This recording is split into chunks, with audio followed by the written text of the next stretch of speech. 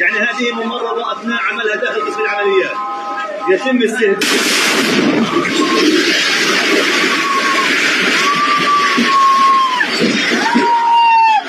الحمد لله يا رب، الحمد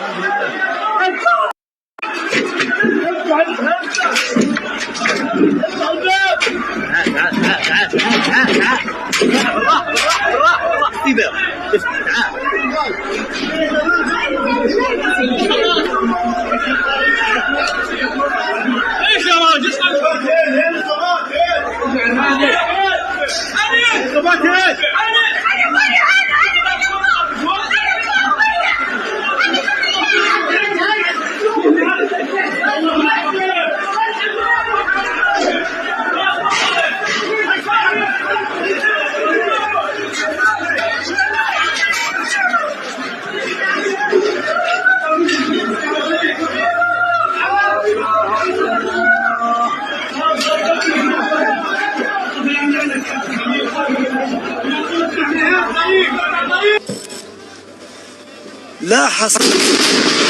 الآن نعم. الآن خليك يا الله، راح الدفاع المدني كتلوا الناس، راح الدفاع المدني كتلوا الناس. استهداف كبير الآن كما تشاهدون في هذه الصورة، تدمير كبير، قصف عنيف جدا. Shortly after 10 a.m. Gaza time, this is the Reuters news agency live shot, filmed from high up on Khan Yunis's Nasser Hospital. Suddenly the image freezes, the sound drops.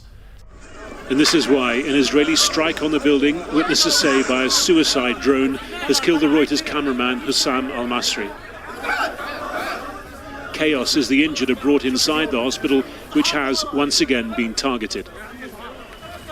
Outside, more journalists and emergency workers are scrambling up the stairs to the site of the blast, just below the roof. One man lifts up the equipment al-Masri was using. "Journalist," he shouts. These images shot by another Reuters cameraman, injured when the second strike comes in. This time, a tank shell. The same moment at the hospital's main entrance. This man, injured in the leg, scrambling to safety. And again from outside via the live broadcast of Al Ghad television. Emergency crews clearly visible, then obscured by smoke and debris in the aftermath. 4 journalists and at least 1 emergency worker were killed in this second strike. Both targeted a part of the building often used by media, who frequently base themselves at Gaza's hospitals for the stories and for the relative, if at these moments, spurious sense of safety they can offer. All of the journalists who report from that corner of the hospital work for international media outlets, which means the Israeli army has complete knowledge of who is there and when, yet they still decided to strike. Among the journalists killed were the Reuters cameraman Hussam al-Masri, Mohammed Salama, who worked for Al Jazeera and Middle East Eye, Ahmed Abu Aziz, who also worked for Middle East Eye, and Mariam Daka, a freelancer who worked mainly for the Associated Press. 33-year-old Daka was a single mother of a young boy who'd been working recently on child malnutrition and had provided images for this program. Her cousin says she told Mariam not to climb the stairs. She had a son, Gaith. He's in the UAE with his family. She sent him as soon as the war started. She was waiting for it to end so she could see him again. Moz Abu Taha, the 5th journalist killed, remembered today by the hospital's head of pediatrics. When I heard about Muad, I cried like a child about him. You know, Muaz is a friend. He's innocent. He never talk about politics. He never talk about something. He just document the starvation and malnutrition. The Israeli military said it would investigate the circumstances, but blamed Hamas for hiding among civilians. As always, we will present our findings as transparently as possible. We regret any harm to uninvolved individuals and are committed to continue fighting Hamas while taking all the necessary precautions. Earlier this month in Gaza City, Israel deliberately killed Al Jazeera correspondent Anas al-Sharif in the grounds of Al-Shifa Hospital, along with 4 of his colleagues, calling Sharif a Hamas terrorist, an accusation denied by the network. The Committee to Protect Journalists says nearly 200 have now been killed since the start of the war. One journalist on the first strike, and then 8 minutes later, when more colleagues, more aid workers are coming to rescue and to help, and then you target the second time, then I think it's also, again, as I was saying, raise the question and lift the doubt about targeting specifically journalists. This morning's strike has prompted further international condemnation, even as Israel continues to build up forces for its planned push into Gaza City, home to around 1 million Palestinians. In Khan Yunis this afternoon, the focus on the horrors just happened, not those still to come, on grieving for the latest victims of this war, among them those risking their lives to report on it. Well, earlier I spoke to Liz Alcock, Head of Humanitarian Protection at Medical Aid for Palestinians. She was at the Nasser Hospital when the attack happened. I started by asking her what she saw. I was with 5 colleagues in the intensive care unit at Nasser Hospital, visiting some of the patients that we were following up with, when there was a huge explosion very, very close by. And then very quickly the emergency alarms went off. Everybody rushed into the surgical unit, which was adjacent to the room I was in, to be able to assist with the injured people and to retrieve people from under the rubble. So initially what we saw was a lot of healthcare staff covered in blood and in dust coming out of the unit, and others rushing in to be able to try and assist. You might have seen the Israeli Defense Force said they carried out a strike in the area of Nasser Hospital and said they're conducting an initial inquiry. They regret any harm to uninvolved individuals and does not target journalists as such. As we know, 5 journalists were killed in that attack. What do you make of their statement? Well, I think the evidence, as we've seen every day for the last 22 months, would really point to the contrary. We have seen a systematic, deliberate, targeted dismantling and destruction of the healthcare system in Gaza. First and foremost, we've seen the deliberate targeting of healthcare staff.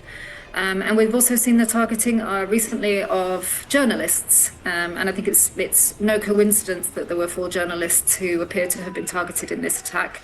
And any calls of regret or expressions of regret by the Israelis, I would question their veracity. In previous attacks on hospitals by the IDF, they've said that they've targeted Hamas. From what you've seen on hospital grounds, you've been there for a while. Have you seen any evidence of Hamas operating within this infrastructure? I have not, and neither have any of my team. And we support a number of the units at Nasser, and we're there very, very frequently. The healthcare staff and other aid workers around Nasser Hospital are dedicated to be able to deliver life-saving services. So we're not going out asking people who they are or what they're doing. But if there were military activity, we wouldn't be operating there because it wouldn't be safe to be doing so. So I haven't seen it. And I think it's important to note that these health facilities in hospitals are legally protected. And therefore, any military activity needs to be enacted under international law and in line with the principles of proportionality and distinction. And I think clearly that isn't the case when we look at the number of civilian casualties that is rapidly increasing every day.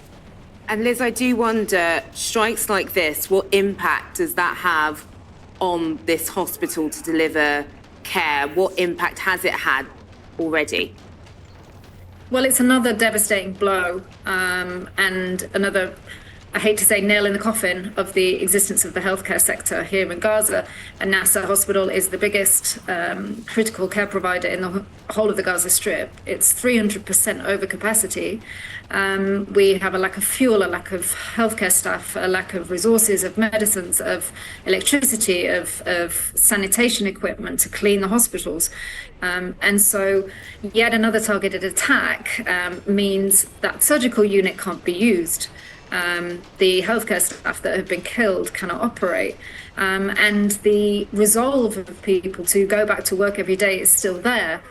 But you're taking your life into your hands every single day. And I know healthcare staff say goodbye to their families every morning that they go to work, because the likelihood is more and more that they won't come home.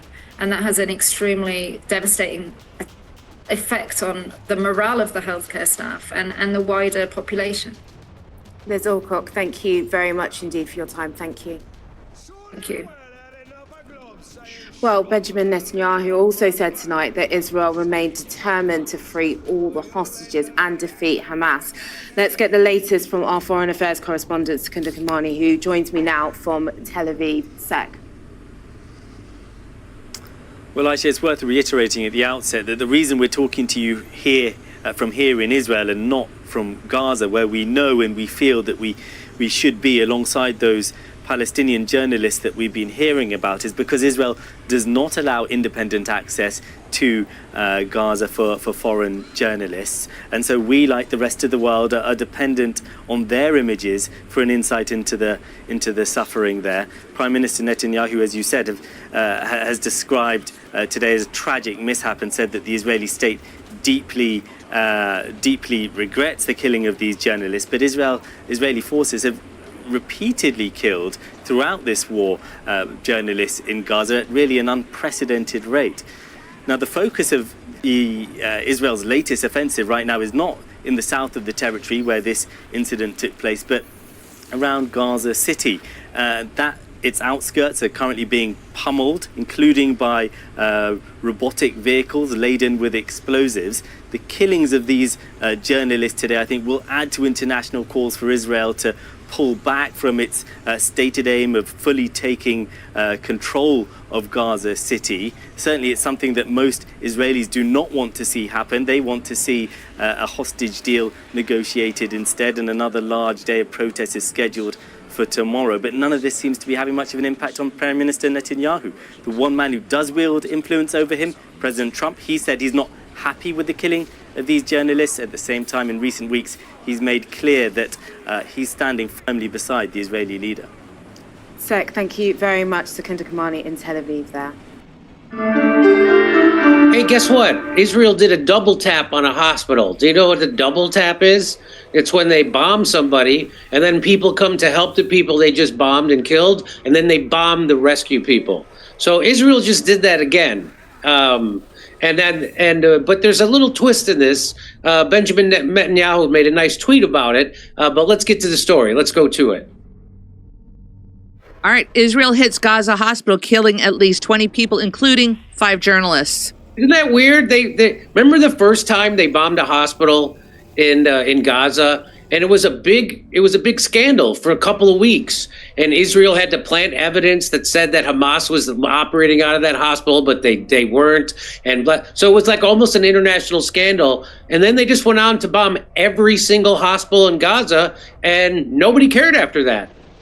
People only cared about the first one. And so here we are. They found one more hospital in Gaza to bomb, and they did it. So let's go.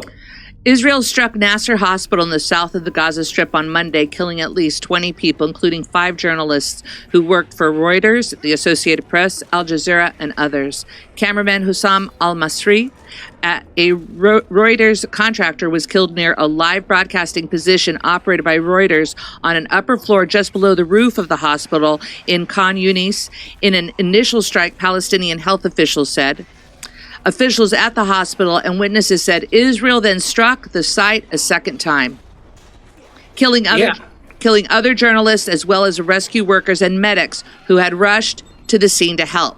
The journalists killed including Mariam Abu Daga, who freelanced for the Associated Press and other outlets, Mohammed Salama, who worked for Qatar-based broadcaster Al Jazeera, Muaz Abu Taha, a freelance journalist who worked with several news organizations, including occasionally contributing to Reuters, and Ahmed Abu Aziz.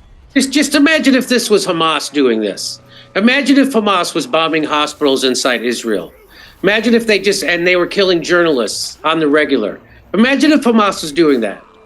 I mean, the world would invade and kill Hamas, but that's not. It's Israel doing it. I mean, this is just these people are almost worse than Nazis. Could you be worse than Nazis? I don't know. Did Nazis on purpose bomb hospitals and kill journalists on purpose? Maybe, I guess. I don't know. There's nothing worse than what Israel's doing right now. And that President Trump continues to call them our ally.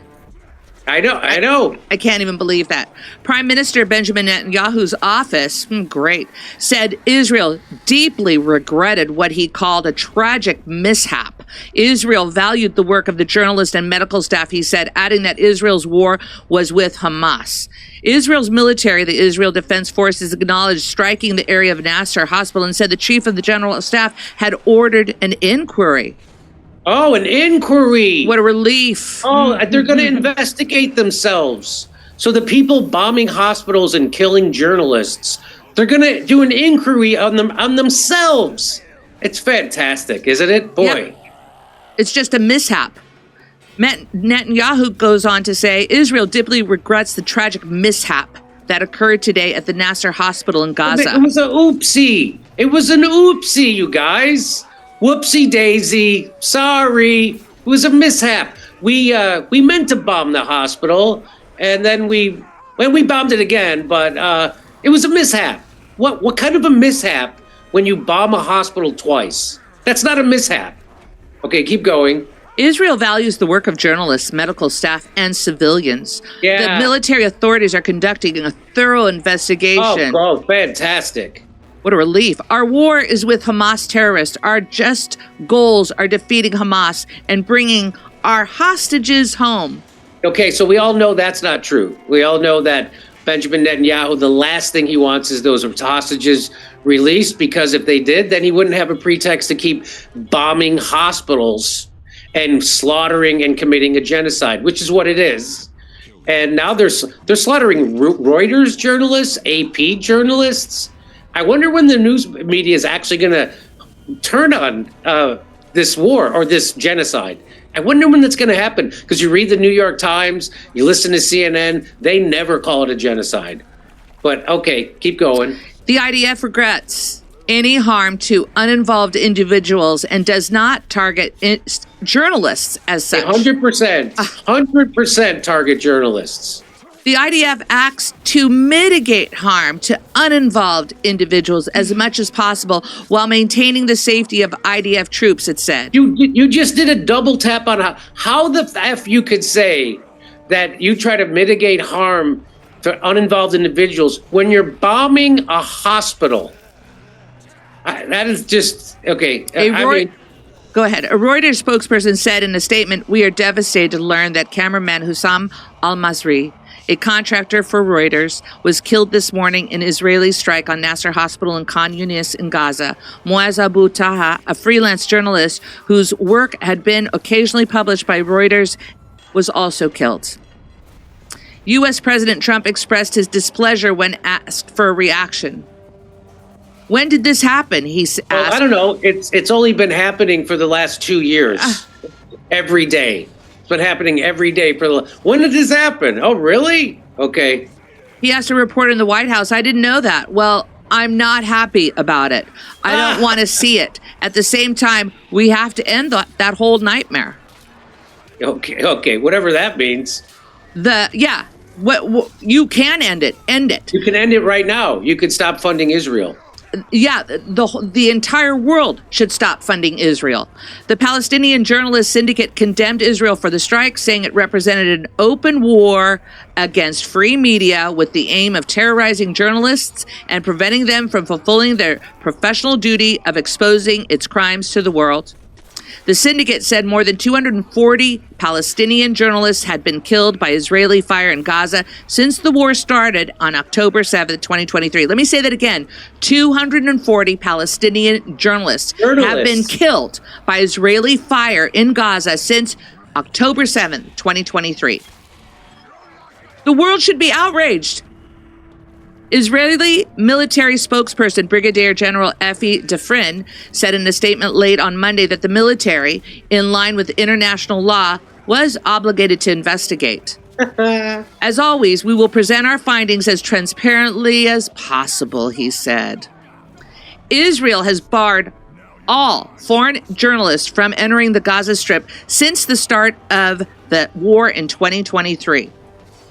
Reporting from the territory throughout the war has been done by Palestinian journalists, many of whom have worked for many years for international media organizations, including wire services such as Reuters and the Associated Press. Jimmy Dore says, "Whoops, we murdered a bunch of innocent people again." Sorry. Aaron Matei, the world's most evil army, breaking, a video documents a horrific Israeli crime targeting ambulance and to civil defense crews as they were rescuing victims and the wounded after Israel bombed Nasser Medical Complex in Khan Yunis. Among them was journalist Hossam al-Mazri. لا حصل الآن خليك يا الله راح الدفاع المدني قتلوا الناس راح الدفاع المدني قتلوا الناس استهداف كبير الآن كما تشاهدون في هذه الصورة تدمير كبير قصف عنيف جدا.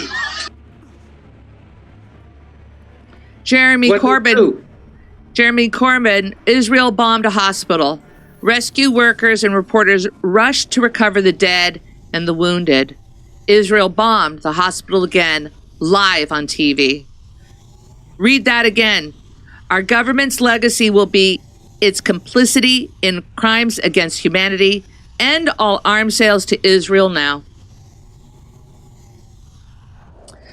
Abu Bakr Abed, hey guys, I have double tap struck a hospital and killed 10 people, and I apologize for that after investigating myself and finding out I mistakenly did it. Yeah, they mistakenly did it. Okay, go to the next slide. This is propaganda, not journalism. Netanyahu says Israel regrets mishap at Gaza hospital. Netanyahu says Israel regrets tragic mishap after Gaza reporters killed. Benjamin Netanyahu reacts to Israeli strike on the hospital. Tragic mishap. Benjamin Netanyahu says Israeli strike on Nasser Hospital. A tragic mishap. Today, Israel killed one of the journalists who wrote this story. Lord have mercy on these kids.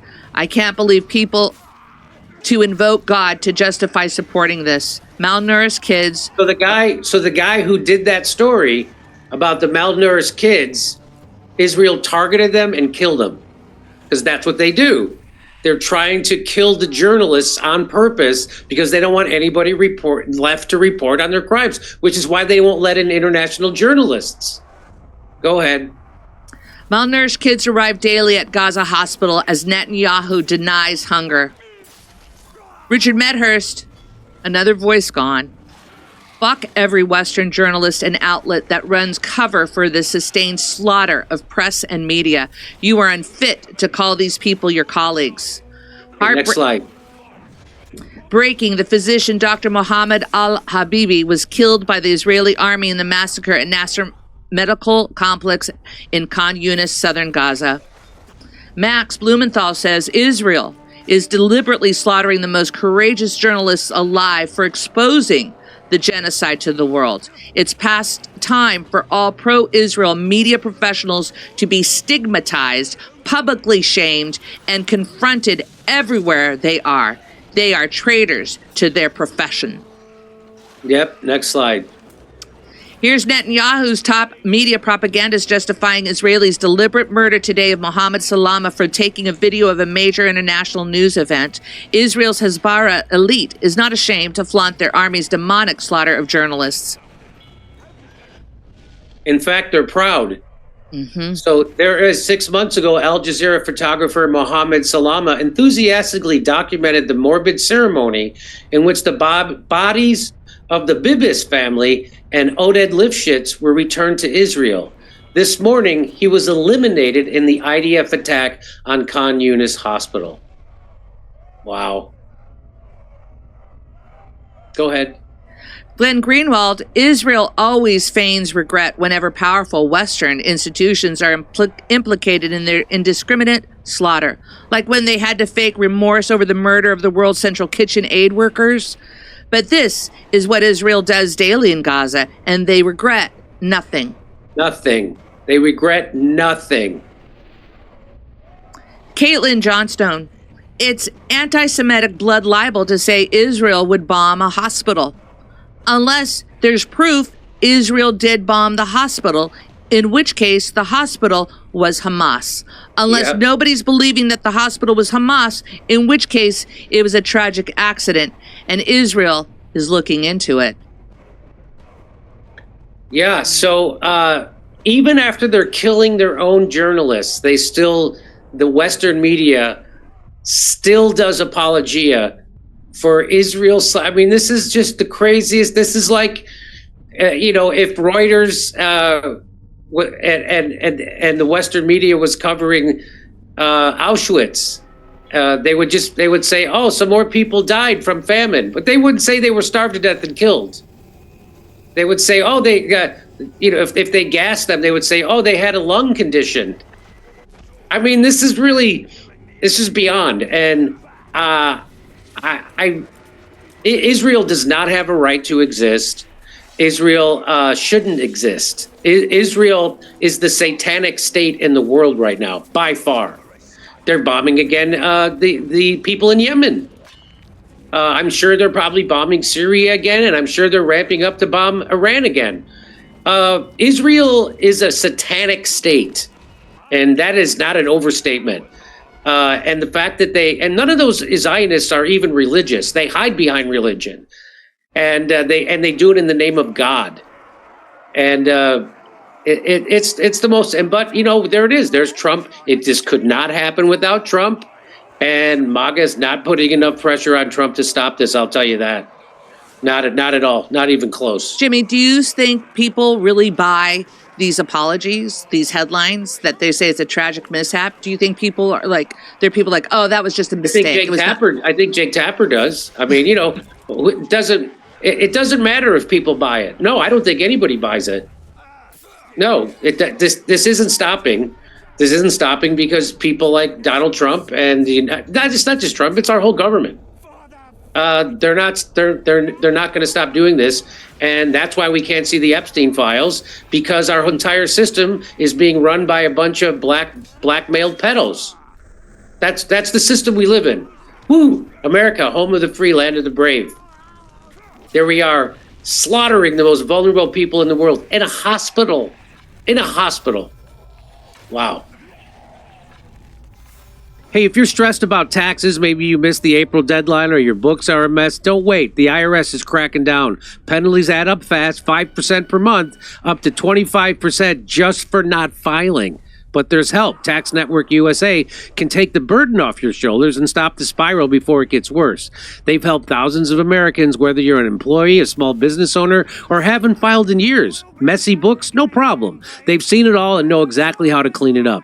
With direct access to powerful IRS programs and expert negotiators on your side, Tax Network USA knows how to win. You'll get a free consultation if you qualify. They may even be able to reduce or eliminate what you owe.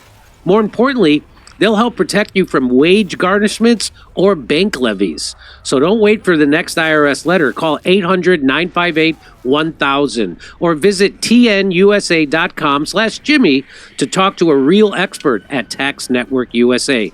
Take the pressure off. Let the Tax Network USA handle your tax issues. Call 1-800-958-1000 or visit tnusa.com/Jimmy.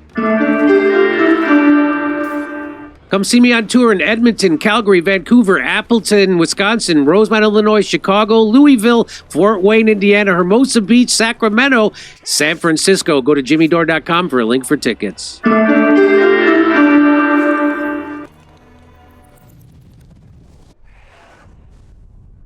أنا حسيت الدنيا كلها غبشت. لما صحصحت بطلع لقيت كل اللي حوالي مستشهدين ما عدا أنا.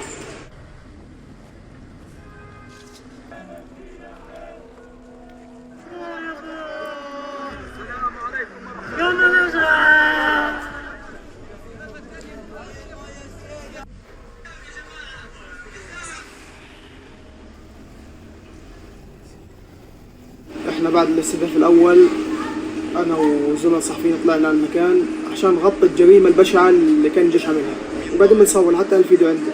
فجاه استهدفونا بطريقه دفاعيه مباشره على الشباب، على كان كان معاذ وكانت مريم وكان محمد سلامة، كان هم في الواجهة، فعلى المطرح استشهد.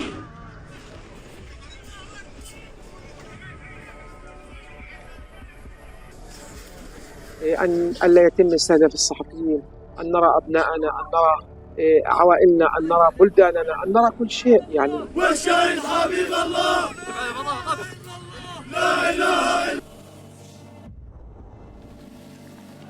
والله الإشي صعب صح، بس إحنا الحمد لله صابرين وصامدين وحنكمل إن شاء الله. لو شو ما صار يعني حنوصل رسالتنا للعالم، مش هتوقفنا رجل المبتورة. يعني رسالتنا للعالم: أوقفوا الحرب، أوقفوا المجازر، علها تصل إن شاء الله. Hello and welcome to a special Electronic Intifada newscast for Friday, August 29th. Thank you for tuning in. I'm Nora Barrows-Friedman with my colleague Tamara Nassar. It's day 693 of Israel's genocide in Gaza.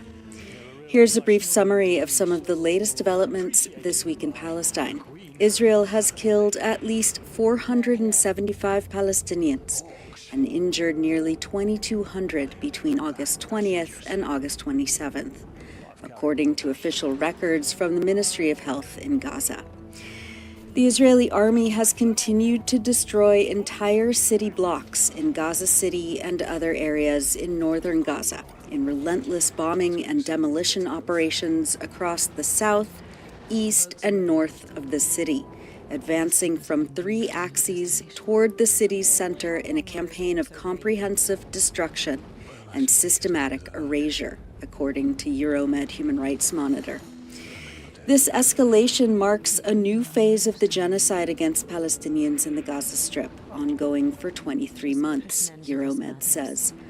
Quote, this assault follows the Israeli army's official announcement of Operation Gideon's Chariots 2 on August 20th, with its preliminary and initial stages already underway.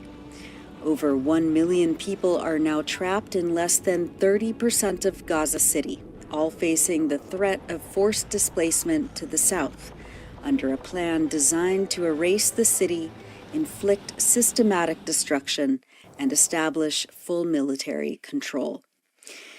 Israel has been using bomb-carrying drones as well as remote-controlled armored vehicles packed with tons of explosives to obliterate residential buildings and homes.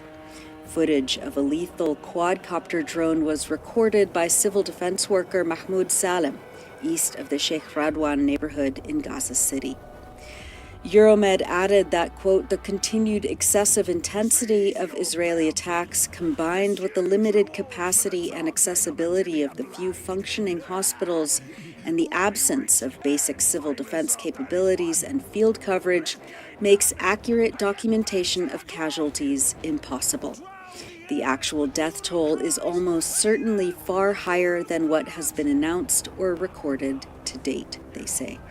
These practices are inflicting catastrophic and irreversible consequences on hundreds of thousands of civilians already enduring starvation and displacement. They are subjected to daily bombings and killings as their city is erased block by block before their eyes, while the international community remains inactive and silent in the face of one of the most heinous crimes of genocide in modern history, the rights group adds. Alam Hijazi filmed footage of the complete destruction of Al-Istijaba Mosque in Asabra neighborhood, one of the most crowded areas in southern Gaza City. Attacks this week were carried out on the tents of displaced Palestinian families, including in the Al-Mawasi area in western Gaza. An attack on Tuesday, August 26th, on tent shelters in Al-Mawasi killed a young girl, Juri Lafi. A few days before, on August 23rd, Al-Mawasi tent shelters were also bombed. Journalist Ahmed Al-Najjar reported that 17 displaced Palestinians, including 6 children, were slaughtered by Israel's bombing of makeshift tents at dawn, areas that the Israeli army has previously designated as so-called safe zones, but has routinely bombed and attacked.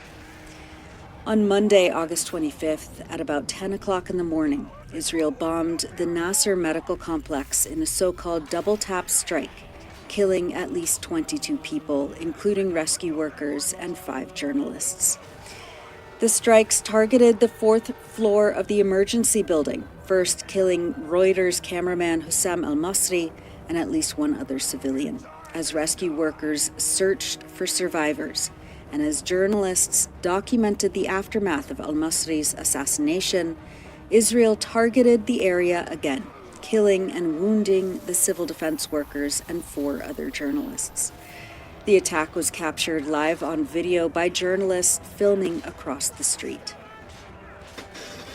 لا حصل الآن خليك يا الله راح الدفاع المدني قتلوا الناس راح الدفاع المدني قتلوا الناس استهداف كبير الآن كما تشاهدون في هذه الصورة تدمير كبير قصف عنيف جدا.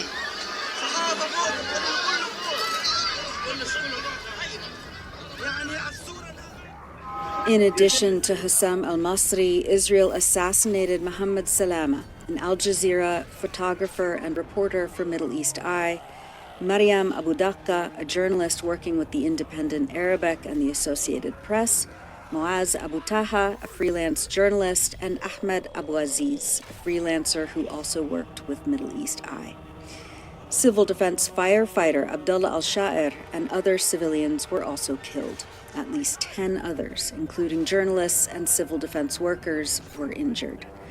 Euromed Human Rights Monitor's field team, quote, reported seeing an Israeli surveillance drone flying at low altitude over Nasser Medical Complex before the attack, providing further evidence that it was deliberate and intelligence-guided, with precise information collected about the site and the victims.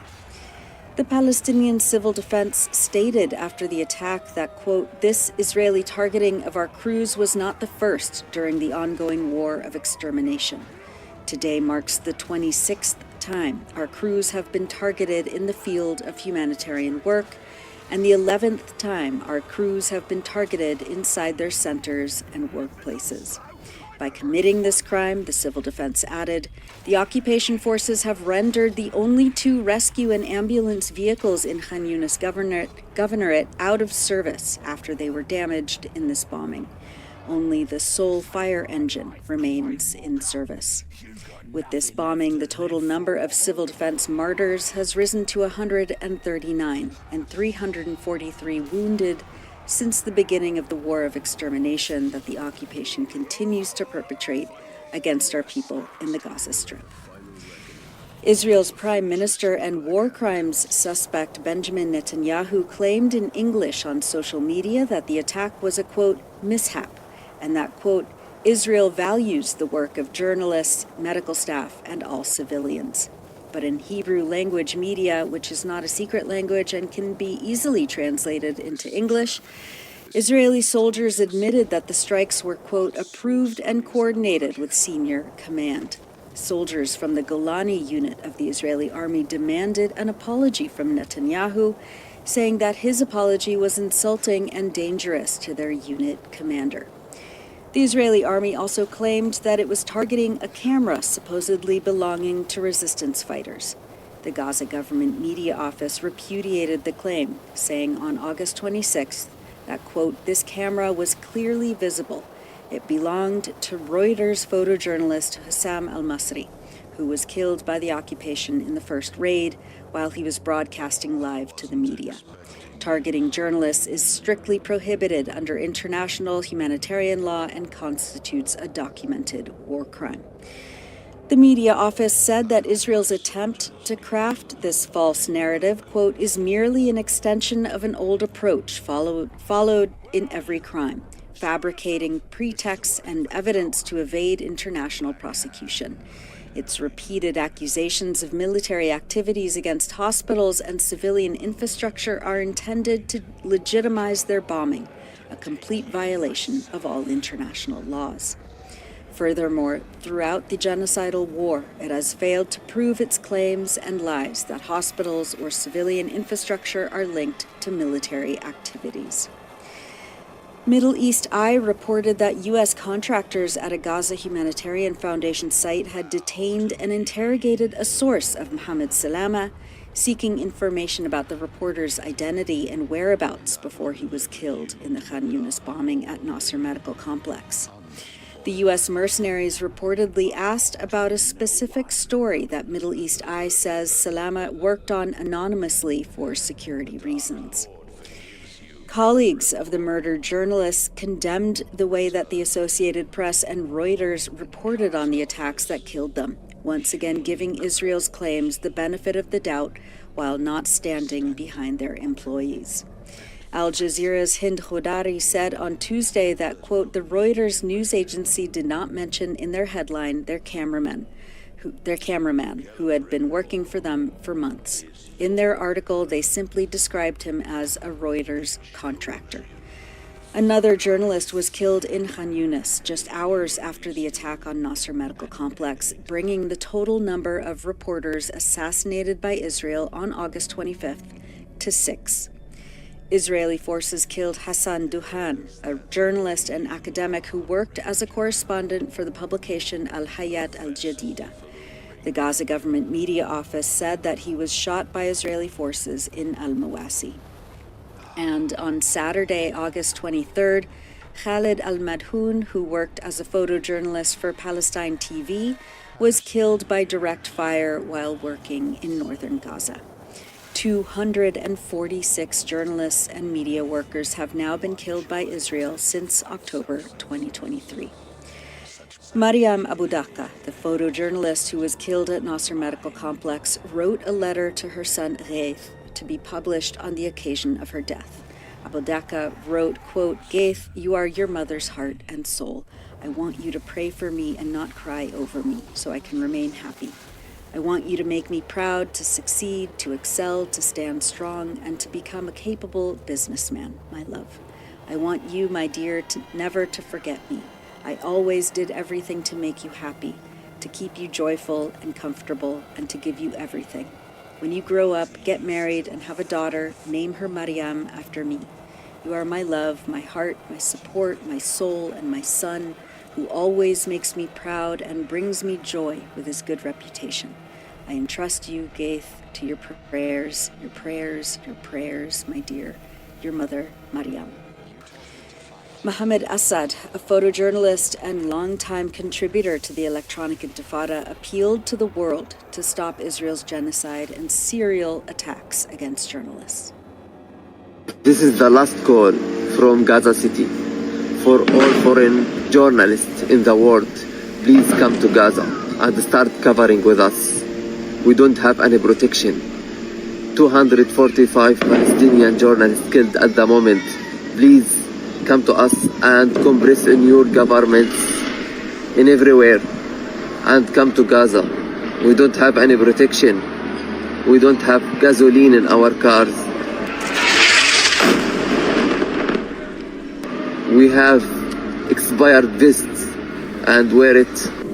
Come to us before the occupation invasion Gaza City in the next month. They will destroy everything here. It will be a lot of mass cries in this place. That was Mohammed Assad, a photojournalist and longtime contributor to the Electronic Intifada this week. And in related news, Valerie Zink, a writer and photographer who worked for Reuters in Canada, announced hours after the attack on Nasser Medical Complex that she was resigning from her position as a stringer from the news agency in protest of its role, as she says, quote, in justifying and enabling the systematic assassination of 245 journalists in Gaza. I owe my colleagues in Palestine at least this much and so much more. Zink writes, quote, Reuters' willingness to perpetuate Israel's propaganda has not spared their own reporters from Israel's genocide. Western media is directly culpable for creating the conditions in which this can happen, she adds. I have valued the work that I brought to Reuters over the past 8 years, but at this point I can't conceive of wearing this press pass with anything but deep shame and grief. I don't know what it means to begin to honor the courage and sacrifice of the journalists in Gaza, the bravest and best to ever live. But going forward, I will direct whatever contributions I have to offer with that front of mind. That was from photographer Valerie Zink. As Israel's mass destruction of Gaza City accelerates, so does its policy of forced expulsion. Al Jazeera's Hind Khodari said that Israeli forces have been intensifying their airstrikes and quadcopter attacks on Jabalia, north of Gaza City, forcing Palestinians to move. This week, Palestinians were forcibly displaced from their homes in the Saftawi neighborhood of northern Gaza City, following repeated threats and attacks by Israeli forces. The United Nations Humanitarian Office warned on Wednesday that there are simply not enough shelter materials for people who are being displaced.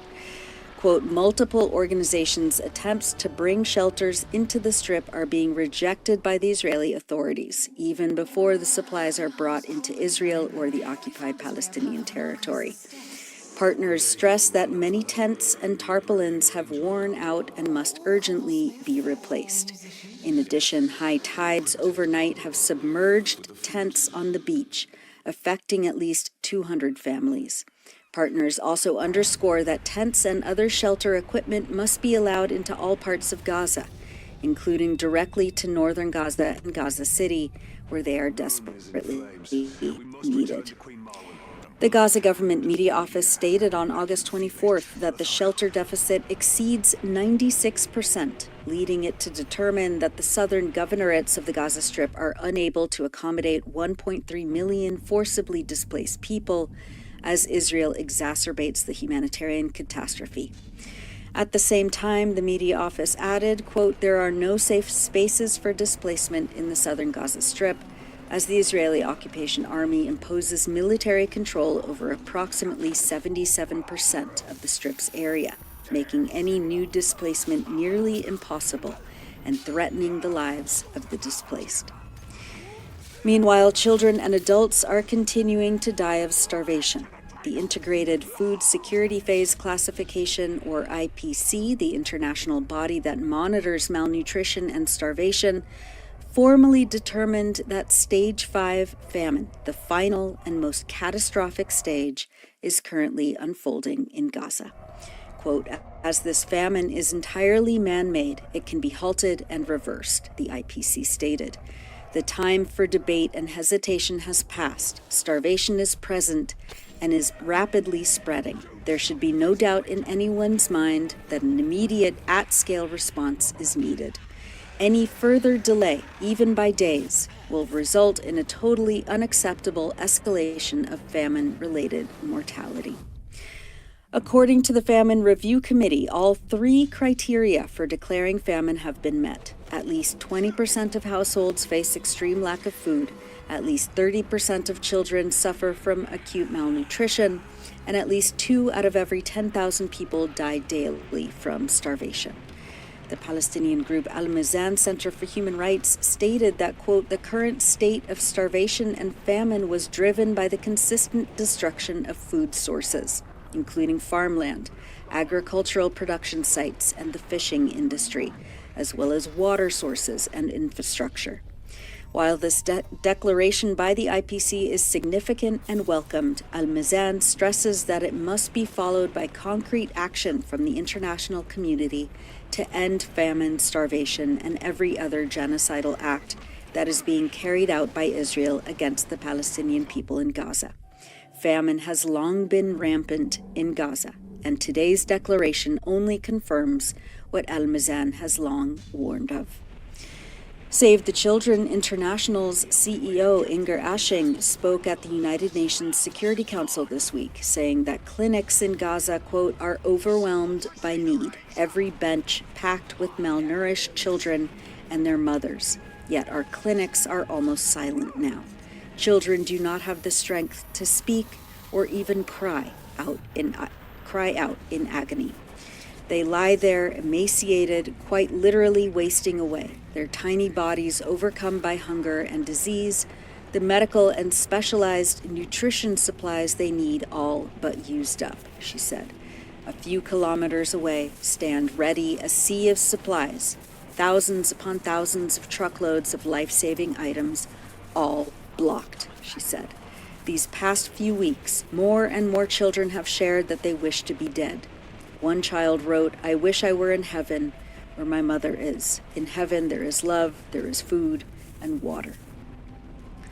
According to official records from the Palestinian Ministry of Health in Gaza, as of August 27th, 313 deaths by starvation, including 119 children, have now been documented since October 2023.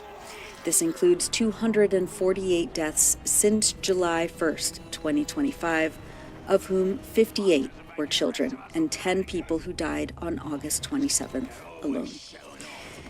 Turning to the occupied West Bank, Israeli forces launched 2 massive incursions into Nablus and Ramallah this week as settlers continue to destroy and seize Palestinian agricultural land.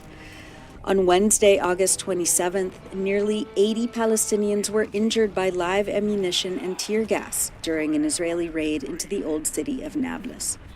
Wafa news agency said the invasion lasted for nearly 14 hours, resulting in 2 detentions and forcing several families to leave their homes, which were then converted into military observation posts. A child was blindfolded and abducted by Israeli soldiers during the invasion. According to local and security sources, dozens of military vehicles raided the city and deployed their troops in its center, placing the old city under siege and conducting a wide-scale invasion campaign. Nearby in Sebastia, also in the northern West Bank, Israeli forces swarmed the village on Tuesday, raiding Palestinian homes and destroying their contents. Israeli soldiers also assaulted residents, ransacked shops, and stole money and goods from them. Sebastia's mayor, Mohammed Azam, told the New Arab that the invasion operation began at the ancient town's archaeological site, where troops expelled shopkeepers and closed tourism kiosks before expanding into the old city. Snipers were deployed on rooftops, dozens of homes were raided, and residents were interrogated in the streets. In the last 5 months, Azam said, Israel has been engaged in intense excavations and digging, and antiquities have been stolen. In May, Israel's parliament approved a multi-million-dollar proposal to turn Sebastia into a Zionist tourist destination, using pseudo-archaeological pretexts and biblical mythology in an attempt to seize the land, with plans to place the site under its so-called Antiquities Authority and build a military watchtower there. Israeli forces launched a raid on Ramallah and nearby Al-Bireh on Tuesday, wounding nearly 60 Palestinians, including a child who was shot in the abdomen. Al Jazeera reported that Israeli snipers positioned themselves on rooftops and soldiers stormed the central vegetable market area, while others fired stun grenades into busy shops.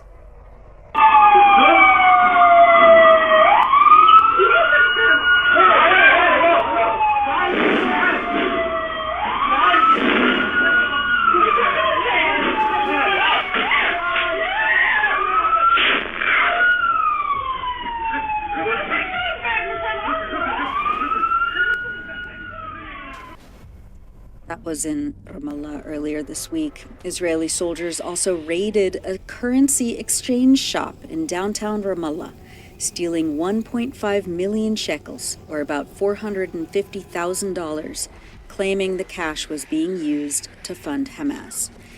Near Ramallah, Israeli forces uprooted approximately 3,000 olive trees in the village of Al-Mughayr this week. The army said that the trees posed a security threat to a main road to an Israeli settlement colony that runs through the village's lands. The deputy head of the village council, Marzouk Abu Naim, told the Wafa news agency that Israeli soldiers had stormed more than 30 homes since dawn on August 23rd, destroying residents' property and vehicles. Israeli settlers also attacked olive tree groves. Palestinian farmers in the Ramallah area, including in Al-Mughayr village, replanted trees that had been uprooted and destroyed by Israeli soldiers and settlers. Wafa news agency reported that hundreds of residents were forced to spend the night in neighboring villages due to the brutal assault on the village and the Israeli-imposed ban on entering or leaving. Last week, Israeli forces closed the two main entrances to the village, preventing entry or exit, including ambulances, while forcing shop owners to shut down and restricting the movement of residents inside the village. Settlers also threatened residents by calling their mobile phones, vowing to kill them and destroy their property.